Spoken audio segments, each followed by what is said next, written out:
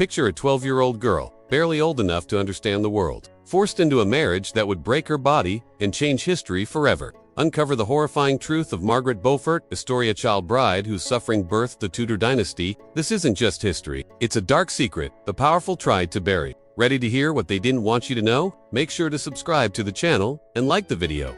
That really helps more hidden stories from around the world reach you. Imagine a world where a baby's first breath marks her not as a child, but as a prize to be claimed. In 1443, Margaret Beaufort was born at Bletsoe Castle, the daughter of John Beaufort, Duke of Somerset, one of England's most powerful men. But before she could walk, her life was already a chessboard for political games. Her father's wealth lent titles and influence made her a target, a commodity wrapped in a cradle.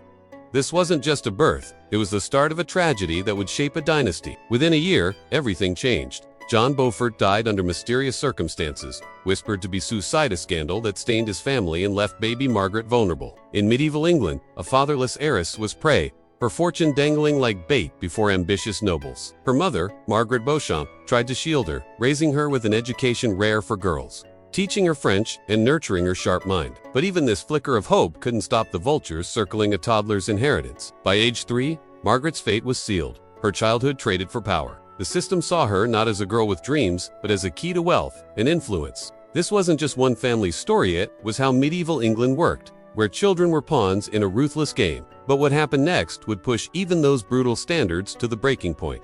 Ready for the moment? A toddler became a bride. Can you fathom a 3-year-old standing at an altar, her tiny voice lost in vows she couldn't understand? In 1450, Margaret Beaufort, barely out of infancy, was married to John de la Pole, a 7-year-old heir to the Duke of Suffolk, in a ceremony orchestrated by King Henry VI. This wasn't love or tradition, it was a calculated grab for her inheritance, her lands and titles too tempting to ignore. Even the church played along, granting a papal dispensation for the union of cousins. A move that raised eyebrows even in medieval England. A toddler bride wasn't just unusual, it was a scandal cloaked in royal approval.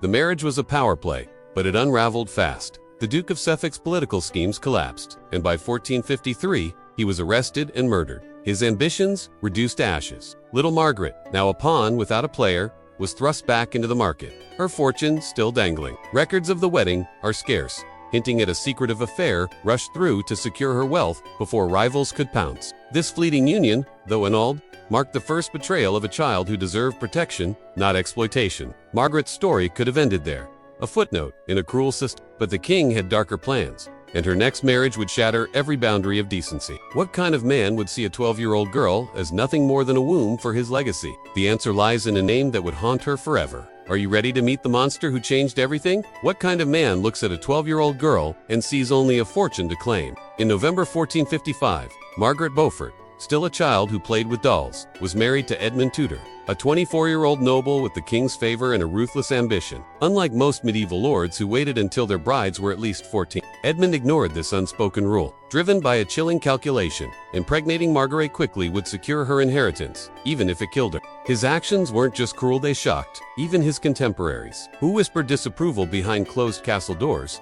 This wasn't marriage, it was a violation cloaked in ceremony. Edmund's haste had roots in the chaos of the Wars of the Roses, where power shifted like sand. As King Henry VI's half-brother, he needed Margaret's wealth to cement his status, and waiting wasn't an option. Historical records suggest he acted within days of the wedding, exploiting a child who couldn't consent, her body unprepared for the consequences. Medieval law was clear. If Margaret died childless, her lands would revert to her family, but a child would lock in Edmund's claim. His choice was a gamble with her life as the stake, a decision that would scar her forever. The horror of that wedding night set the stage for an even greater tragedy. Margaret, now pregnant at 12, faced a nightmare that would test the limits of her fragile body. How could a child survive what was coming? The answer lies in a freezing castle room where her screams would echo. Are you ready to witness the ordeal that nearly ended her life?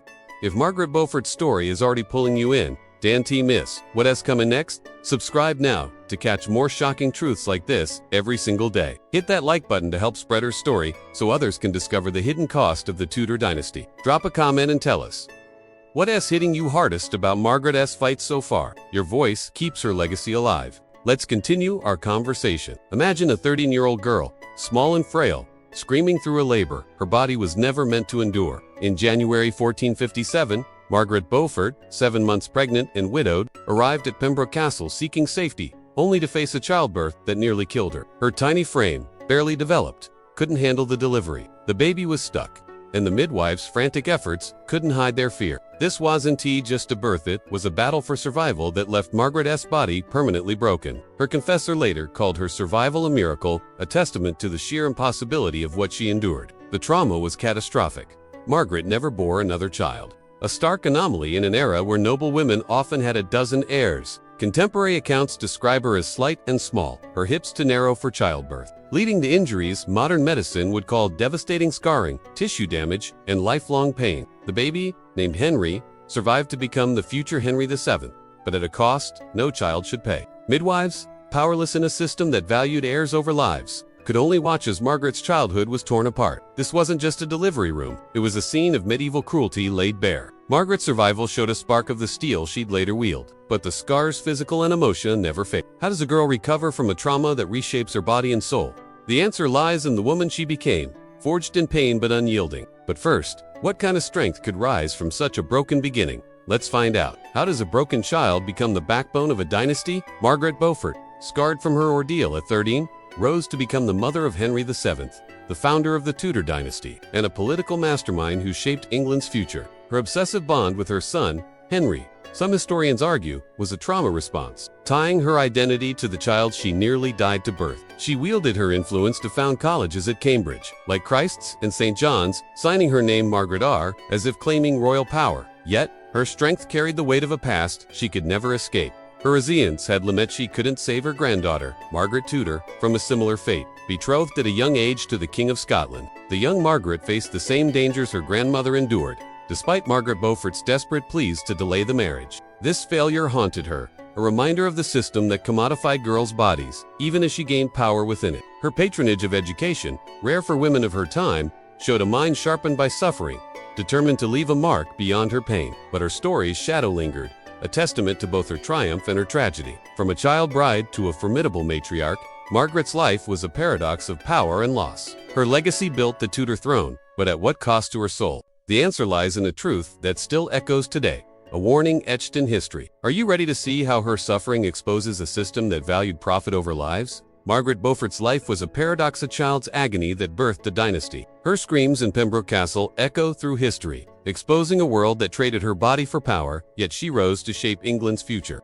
Today, her story isn't just a tragedy, it's a warning, with millions of girls still facing exploitation in a world that should know better. Can we break the cycle she couldn't and protect the children of tomorrow? Subscribe to dive deeper into history's hidden truths and share Margaret's story to ensure her suffering wasn't in vain.